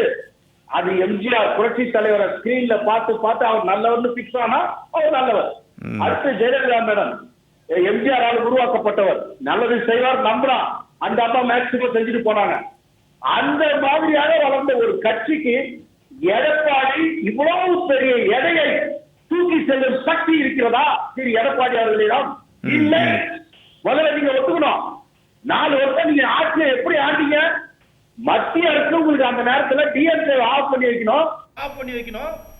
அதனால மத்திய அரசு உங்களை கையில வச்சுக்கிட்டு 4 வருஷம் அப்படியே தள்ளினீங்க. அந்த நேரத்தில் ஒரு எதிர்ப்பு, ஒரு கலைஞர் இருந்தா நீங்க 65 சீட்டு 70 சீட்டு வாங்கியிருப்பீங்களா? அங்க கொஞ்சம் வீக்கான ஒரு ஸ்டாலின் இருந்தார், திரு ஸ்டாலின் இருந்தாரு, நீங்க எதிர்கட்சி தலைவரா வந்தீங்க. இவ்வளவுதான் திரு எடப்பாடி அவர்களுடைய எடை. முதல்ல இதை நீங்க எடை போடுங்க. ஒரு தலைவன் என்பவன் தன்னையும் தன்னை சார்ந்து இருப்பவர்களையும் எடை போட தெரிஞ்சு வச்சுக்கணும். நீங்க அந்த நிலையை தெரியவில்லை என்றால் நீங்க எப்படி இது பண்ணுவீங்க? இப்போ நீங்க கேட்ட கேள்விக்கு வர சார், ஜெயா டிவி அந்த வார்த்தை ஜெயாமா, அந்த மரியாதையா சொல்ற வார்த்தை இன்னைக்கு விஜயா அப்படின்ற மாதிரி ஆகி போச்சு. காரணம் என்னன்னா அந்த ஜெயா அப்படின்ற அந்த ஆளுமை இல்லை. அதனால தொண்டர்களும் அந்த கட்சியில் இருக்கிற முக்கியமான சம்பாதிச்சவங்க இல்ல பதவி ஆசையில் இருந்தவங்க, தொடர்ந்து தன்னுடைய ஆளுமையை செலுத்தணும்னு நினைக்கிறவங்க, தலைமை சரியில்லாதப்ப என்ன சார் பண்ணுவாங்க? போவாங்க. இல்ல பிரவீன் காந்தி, தலைமை சரியில்லை அப்படின்னு சொல்லி அதிமுகவிற்குள்ள பிளவு ஏற்படுகிறது, அவர்களும் வெளியில வராங்க. அந்த பிளவை தாவேகா பயன்படுத்தி கொண்டது சரியான நேரத்துல. ஆனா எந்த கட்சியை விமர்சித்து தாவேகாவுடைய தலைவர் விஜய் பிரசாரம் செய்தாரோ அதே கட்சியினுடைய எம்எல்ஏக்கள் மட்டும் விஜய்க்கு மீண்டும் வேண்டுமா தேர்தலுக்கு பிறகு அப்படின்ற ஒரு கேள்வியும் எழுதல. அதான் சார், அந்த இடத்துல அண்ணன் எப்ப சாவா திண்ண எப்ப காலியாவும் அந்த கணக்கு இல்ல. வேற என்ன கணக்கு? வேற என்ன கணக்கு? அப்படிதானே இருக்கு. என்ன பண்ணிருப்பாங்கன்னா, சார் எனக்கு ஆல்ரெடி 121 சீட்டு இருக்கு, என்னை பாதுகாத்துக்க முடியும். அப்பதான் நீங்களா வந்து ஒரு ஆஃபர் கொடுக்குறீங்க. என்ன ஆஃபர் கொடுக்குறீங்கன்னா, நாங்களும் வந்து கூட சேர்ந்துக்கிறோம் சொல்லும் போது அந்த 25 பேர் திரு சி சண்முகம் சார் தலைமையில வராங்க, பண்ணாங்க. அதுக்கு அப்புறம் அவரோட கூட்டணியில நிலையா இருக்கிறவங்க இவங்களை ஒத்துக்க மாட்டேங்கிறாங்க. பிசிக ஒத்துக்க மாட்டேங்குது, காங்கிரஸ் ஒத்துக்க மாட்டேங்குது, கம்யூனிஸ்ட் ஒத்துக்க மாட்டேங்கிறாங்க. இப்ப அவங்களுடைய கோரிக்கை அவங்க கொடுக்க சப்போர்ட்டை ஏத்துக்கிட்டாச்சு. இப்ப ஏத்துக்கிட்டவங்க முக்கியமா இன்னும் நீ வெளியே வரத கன்ஃபர்மேஷன் ஆகலையே. உங்களுக்கே பெரிய குழப்பம் இருக்கு உங்க கட்சியில. ஏன்னா நீங்க தனிப்பட்ட ஆள் கிடையாது, திரு சி.வி. சண்முகம் தனிப்பட்ட நபர் கிடையாது. இல்ல அப்ப இப்படி புரிஞ்சுக்கலாமா? பெரும்பான்மைக்கு அதிமுகவினுடைய 25 எம்எல்ஏக்கள் தேவை அப்படின்னு சொல்லி ஒரு கட்டத்துல முடிவெடுத்த முதலமைச்சர் விஜய், பெரும்பான்மை கிடைத்து விட்டது, இருக்கக்கூடிய பெரும்பான்மையை இழக்கக்கூடாது என்பதற்காக அதிமுகவை ஏமாற்றி விட்டார், அப்படி எடுத்துக்கலாமா? இல்ல ஏமாத்துற மேட்டர் இல்ல சார். நான் சொல்ல வரது இல்ல, இப்ப நீங்க சொன்ன இடத்துல இருந்து தான் கேக்குறேன். இப்போ வேணும்னு நினைச்சாரு, அப்புறம் கடைசியில வேணாம்னு போயிட்டாரு. தனிச்சாங்க 121 இருக்குல்ல சார். 121 இல்லாதப்ப நீங்க சொல்லலாம் சார். ஒரு 110 இருந்தாரு, விசிகா வந்து நம்ம சண்முகம் சார் வந்து ஹெல்ப் பண்ணாருன்னு சொன்னா பரவாயில்ல. எனக்கு ஆல்ரெடி 121 வந்துருச்சு. அந்த 121 இல்ல பிரவீன் காந்தி, என்னுடைய கேள்வி, அந்த 121 வந்ததற்கு பிறகுதானே CV சண்முகம் இல்லத்திற்கு முதலமைச்சர் விஜய் நேரில் சென்று பார்த்தார். அப்போ 121 வந்த பெரும்பான்மைக்கு பிறகும் அதிமுக எம்எல்ஏக்களை சந்திப்பதற்கான நோக்கம் என்ன? அதற்கு முன்பு சந்திப்பது வேறு, பெரும்பான்மை கிடைத்ததற்கு பிறகு சந்திப்பது வேறு இல்லையா? என்னவா இருந்ததுன்னா, திரு சண்முகம் சாருடைய இதுவா என்னவா இருந்ததுன்னா, நாங்க ஆனஸ்டா எங்களுடைய கட்சியில எல்லாரையும் கூட்டு வரோம். நல்லா கேட்டுங்க, எல்லாரையும் கூட்டு வரோம். ஏன்னா யாருமே அங்க வந்து மனநிறைவா இல்ல. நாங்க 5 வருஷம் பதவியில இல்ல, 10 வருஷம் இருந்தோம், 5 வருஷம் இல்ல. இதுக்கப்புறம் அங்க இருப்போமான்னு தெரியல. அதனால நாங்க எல்லாருமே வளர்ந்து சொன்னவரு அதை நம்பிதான் சரி வந்தா நல்லது தானே, வந்தா நல்லது தானே, நிம்மதியா வேலை செய்யலாம்ல அப்படின்னு போனது உண்மை. ஆனால் முழுவதுமாக 45 பேரை கூட்டு வர திரு சண்முகம் சாரால முடியல. அவர்தான் வந்தார், பாதி பேர் தான் வந்தாங்க. அவருக்கே சிக்கல் வருது. என்ன சிக்கல் வருது? சபாநாயகர் கிட்ட அவர் லெட்டர் கொடுக்குறாரு, இவர் லெட்டர் கொடுக்குறாரு. நான் வேலையே செய்ய முடியாம இந்த பஞ்சாயத்துக்கே நேரம் சரியா இருக்குமான்ற ஒரு பயம் வரணும்ல. ஒரு முதல்வருக்கு வருமா வராதா?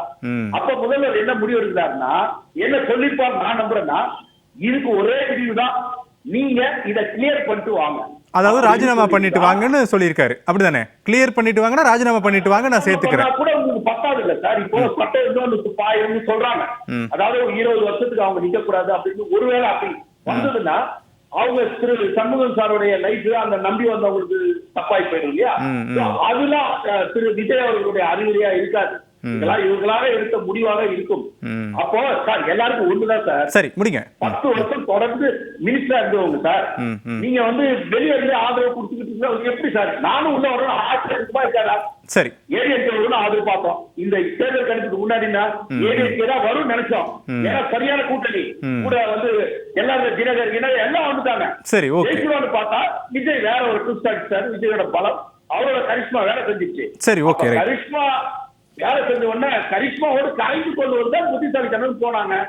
அப்படிதான் இது நடந்திருக்கே தவிர திரு விஜய் அவர்களுடைய கேள்விகளை திருப்ப இல்லை சார். திரு ஜெகதீஸ்வரன், நம்ம முன்பு பேசியதிலிருந்தே அதிமுக ஒரு நிலையை நோக்கி சென்று கொண்டே இருக்கிறது. அதிமுக பிளவுபட்டு அதில் இருக்கக்கூடிய எம்எல்ஏக்களும் முன்னாள் முக்கியமான தலைவர்களும் தாவேகா பக்கம் சென்று கொண்டே இருக்கிறார்கள். ஆனால் இப்போ வரைக்கும் எடப்பாடி பழனிசாமி எந்த ஒரு முடிவையுமே அதிகாரப்பூர்வமாகவோ ஆணித்தரமாகவோ எடுக்க மறுக்கிறார். அப்படி மறுக்கக்கூடிய சமிக்கைகளுக்கு மத்தியிலும் கூட அதிமுகவுடைய எம்எல்ஏக்கள் மீண்டும் ஒன்றிணைந்து விட்டார்கள். இது தாவேகா தன்னுடைய எடுத்த முயற்சி தோல்வியடைந்து விட்டது, அதன் காரணம் வெளிப்பாடு அதிமுக ஒன்றிணைகிறது அப்படின்னு எடுத்துக்கலாமா, இல்லை வேறு வழி இல்லை அப்படின்ற ஒரு காரணத்தினால அதிமுக பக்கமே மீண்டும் இந்த புள்ளிகள் எல்லாம் நகர்கிறதா? சுருக்கமா, நிறைவா? ரெண்டுமேங்க. நீங்க வந்து ஒண்ணு, இந்த தாவேகா எடுத்த முடிவு என்பது தோல்வி அடைந்து விட்டது. நீங்க நான் சொன்னேன் இல்லையா, ஆதவர்ஜுனா அவர்கள் எப்படியாவது கட்சி அழிக்கணும்னு பாக்குறாரு. ஆனா நீங்க 2 வருஷம் ஆன கட்சி ஒரு பேரியக்கத்தை அழிச்சிட முடியுமா? அவ்வளவு எளிதாக அழிச்சிட முடியுமா? நான் மறுபடியும் சொல்றேன், 1,35,00,000 வாக்காளர்கள் அதிமுக கூட்டணிக்கு வாக்களிச்சிருக்காங்க. 1,04,00,000 வாக்காளர்கள் இரட்டலைக்கு வாக்களித்திருக்கிறார்கள்.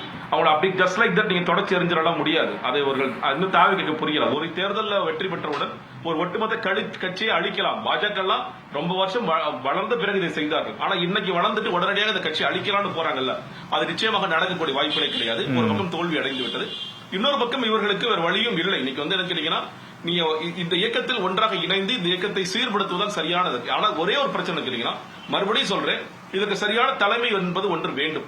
எடப்பாடி பழனிசாமி பிடிவாதமாக நான் தான் இருப்பேன், நான் சொன்னதா சட்டம், நான் வந்து மற்ற புரிந்து போனவர்களுக்கு மறுபடியும் நான் பொறுப்பு வழங்க மாட்டேன், நான் வேற ஒரு பாதை எடுக்கிறேன்னு சொன்னீங்கன்னா, அதை நீங்க பார்த்துட்டீங்க. தொடர்ச்சியா பார்த்து இந்த தோல்விகளை அடைஞ்சுட்டே இருக்கீங்க. நீங்க ஒத்துக்கிட்டு தான் ஆகணுமா, நாம் தோல்வி அடைந்து விட்டோம், தோல்வியிலிருந்து மீள்வதற்கு நாம் என்ன செய்ய வேண்டும், நமக்கு என்ன பிரச்சனை அப்படிங்கன்னா, இன்னைக்கும் நிறைய டேட்டா என்ன சொல்லுதுன்னா, கிராமப்புறங்களில் இரட்டை இலைக்கு அதிகமான வாக்கள் விழுந்திருக்கிறது.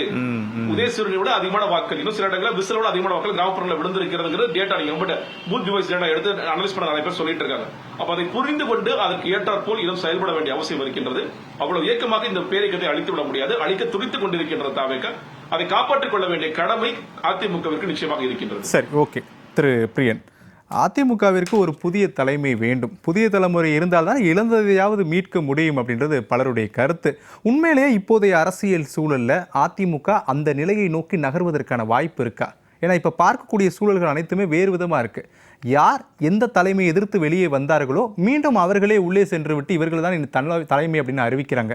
அப்போ அப்படின்றப்போ அந்த புதிய தலைமை மாற்றம் அப்படின்ற கோரிக்கை அப்படின்றது பலிக்குமா அப்படின்னு எடுத்துக்கலாம். அந்த வேலுமணி, சிவிஎஸ் சண்முகம், விஜயபாஸ்கர் எடுத்த அந்த முயற்சி இருக்குல்ல, அது வந்து இன்னும் கொஞ்சம் இன்டெலிஜென்ட்டாக பிளான் பண்ணி பண்ணியிருக்கலாம். அது கொஞ்சம் திசை மாறி போயிட்டுதுன்னு தான் என்னோட அபிப்பிராயம். பொதுக்குழு கூட்டுங்க, விவாதிங்க அப்படின்ற அடிப்படையில் அவங்க அந்த சிங்கிள் பாயிண்ட் ப்ரோக்ராம் போயிருந்தாங்கன்னா ஒரு முடிவு வந்திருக்கும்.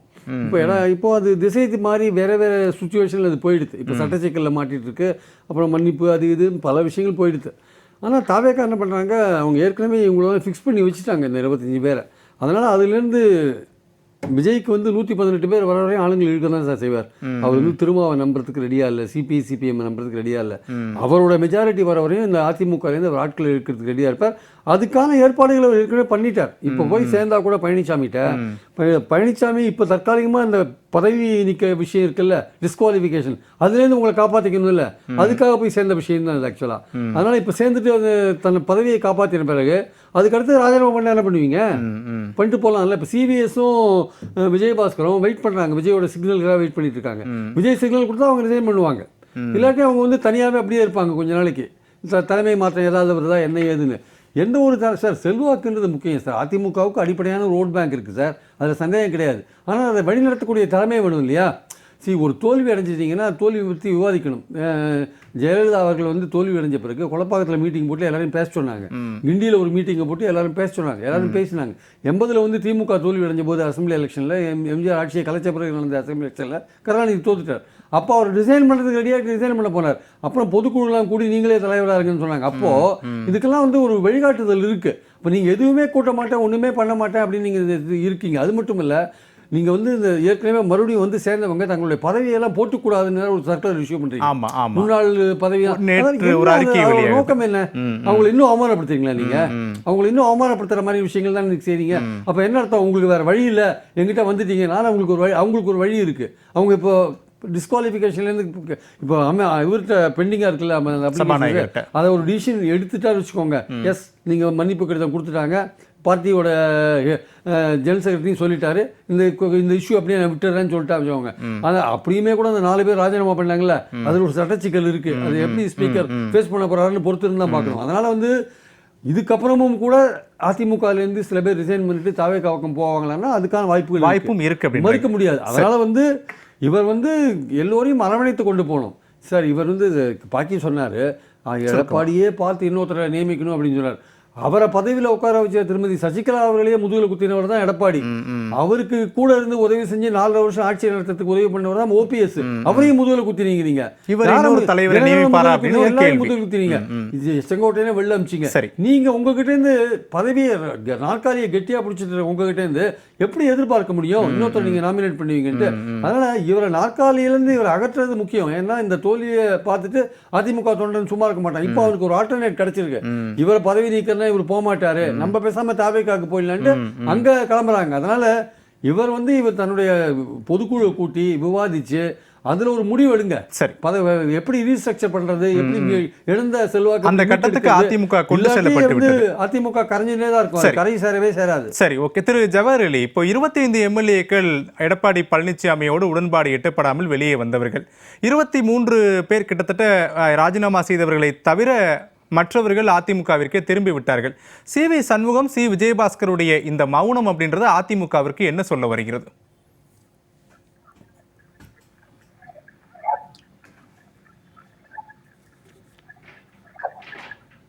சார், நான் பேசுறது கேக்குதா? கேக்குது. சொல்லுங்க திரு ஜவஹர் அலி, சொல்லுங்க. இல்ல, அதுக்கு முன்னாடி என்னுடைய நண்பர் ஜெகதீஷ் வந்து ஒரு கருத்து சொன்னாரு சுருக்கமா. இது வந்து தாவேக்கா வந்து அதிமுகவை உடைக்க பார்க்குது, கட்சி நிர்வாகிகள் எல்லாம் இருக்கிறாங்க அப்படின்னு. கட்சி நிர்வாகிகள் எல்லாம் அரசியல் தெரிஞ்சவங்க சார். அதெல்லாம் யாரும் மிட்டாய் கொடுத்தெல்லாம் யாரும் இழுக்க முடியாது. அவர்கள் விருப்பப்பட்டு போனாதான் போக முடியும். எப்படியாப்பட்ட காலங்கள்ல எல்லாம் வந்து அவங்க நின்று இருக்காங்க. ஆனா நீங்க ஜெகதீஷ் சாருக்கு தெரியாத ஒண்ணு இல்ல, அந்த கட்சியில போறவங்களுக்கு முதல்ல தாவேக்கால சரியான ரெஸ்பான்சிபிலிட்டி கூட இல்லாம இருக்குது. அப்படி இருந்து கூட தொண்டர்கள் போயிட்டு இருக்காங்க. அதான் உண்மை. எப்படின்னா, இப்ப நீங்க அவங்களா வாங்க வாங்கலாம் யாரும் கூப்பிடுறது இல்ல. இந்த தொண்டர்களா விரும்பி போறாங்க. அப்ப கூட அந்த கட்சியில இருக்கக்கூடிய முக்கிய நபர்கள் ம் அவர்களுக்கான ரெஸ்பான்சிபிலிட்டியை கொடுக்கல. ம் அப்படியே மக்கள் போறாங்கன்னா காரணம் என்னன்னா திமுகவுக்கு போக கூடாது ம் அப்படிங்கிற ஒரு நிலை.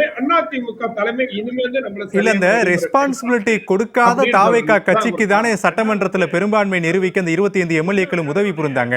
சி.வி. சண்முகமும் சி விஜயபாஸ்கரும் அதற்குத்தானே உதவி புரிந்தார்கள். அப்ப அந்த ரெஸ்பான்சிபிலிட்டி இல்லைன்றது தெரியலையா அந்த இவர்களுக்கு? தோல்விக்கான காரணங்களை இது பண்ணு சார். ம். அதாவது ஒரு பிரவீன்காந்த் கூட சொன்னார், அடுத்த தலைவர் யார் தேர்ந்தெடுக்கணும், அதை எப்படி தேர்ந்தெடுக்கணும், விவாதிக்கணும், அது எல்லாம் பேசணும். கட்சியிலிருந்து நீக்கி வைக்கப்பட்டவர்களை, கட்சியிலிருந்து ஓரம் கட்டப்பட்டவர்களை, கட்சிக்கே வரக்கூடாதுன்னு சொல்லப்பட்ட எல்லாத்தையும் ஒருங்கிணைச்சு சரி. யாரை கொண்டு வரலாம், ஒரு இளைஞரை கொண்டு வரலாம். அப்படிப்பட்ட ஒரு இளைஞரை தேர்ந்தெடுக்க முடியும். ம் ம் தேர்ந்தெடுத்தா இந்த கட்சியை வளர்க்க முடியும். கட்சி பெருசா கொண்டு போவோம். ம் இது ரெண்டாவது நீங்க சொன்ன மாதிரி அந்த எம்எல்ஏக்களுக்கு சொன்னீங்க.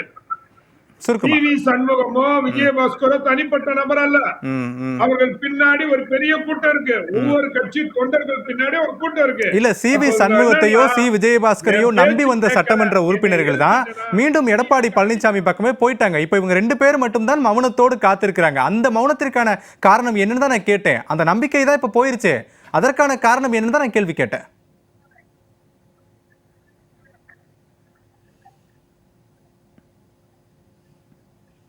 நீங்க பேசுறதே கேட்கல சார். இல்ல திரு ஜவஹர்லி, இப்போ நம்பிக்கை இருந்தது, அவர்கள் தனிப்பட்டவர்கள் அல்ல சி.வி. சண்முகமோ எஸ்.பி. வேலுமணியோன்னு சொல்லி அந்த குறிப்பிட்ட நம்பிக்கைக்குரியவர்களை நம்பி வந்தவர்கள் தானே மீண்டும் எடப்பாடி பக்கமே சென்று விட்டார்கள். அதற்கான காரணம் என்ன? நம்பிக்கை இழந்துட்டாங்களா சி.வி. சண்முகமும் எஸ்.பி. வேலுமணி மேலையும் அப்படின்ற கேள்வி வைக்கிறேன். ரொம்ப சுருக்கமா அப்படிங்க சார். அவர்கள் அதாவது அண்ணன் சி.வி. சண்முகம் இந்த எடப்பாடியார ஒற்றை தலைமைக்கு கொண்டு வந்தவர் சி.வி. சண்முகன். இந்த கட்சி மீது இருக்கக்கூடிய பல வழக்குகளை உச்ச நீதிமன்றத்துக்கு நேரடியா சென்று பல வழக்குகளை வாதாடி வெற்றி பெற்றவர். அப்படிப்பட்ட ஒருவருக்கு இவரை மதிக்காம நீ யாருன்னு கேட்கும் போது அவர் ஒரு சுயமரியாதைக்காரர். சண்முகன் அவர் பேச்சாற்றல் அறிவாற்றல் மிக்கவர். இல்ல என் கேள்விக்கு நீங்க பதில் பண்ணுங்க. இல்ல நேரம் ரொம்ப குறைவா இருக்கு. என்னோட கேள்வி அப்படின்றது இருவருமே நம்பிக்கைக்குரியவர்கள். அந்த நம்பிக்கைக்குரியவர்களை நம்பி வந்த மற்ற சட்டமன்ற உறுப்பினர்கள் ஏன் எடப்பாடி பக்கமே திருப்பி போயிட்டாங்க? நம்பிக்கை இழந்துட்டாங்களா அப்படின்னு தான் என் கேள்வி. முடிங்க. நான் நேரம் குறைவா இருக்கு சார். அவர்கள் நம்பிக்கை போகலன்னா அவங்க எம்எல்ஏ பதவி போயிடும் சார். அதுக்காண்டி போயிட்டாங்க. இப்ப கேட்கவே 4 பேர் இருந்தாங்கல்ல, 4 பேர் இருந்தாங்கல்ல, அவங்களுக்கும் நாம மீண்டும் போட்டியிட்டால் வெற்றி பெற முடியும் என்ற நம்பிக்கை இவருக்கும் இந்த 2 பேர்களுக்கும் இருக்கு. அந்த அடிப்படையில் மீண்டும் மக்களை சந்திப்போம். எடப்பாடி தலைமை இனிமேல் நமக்கு வேணாம்.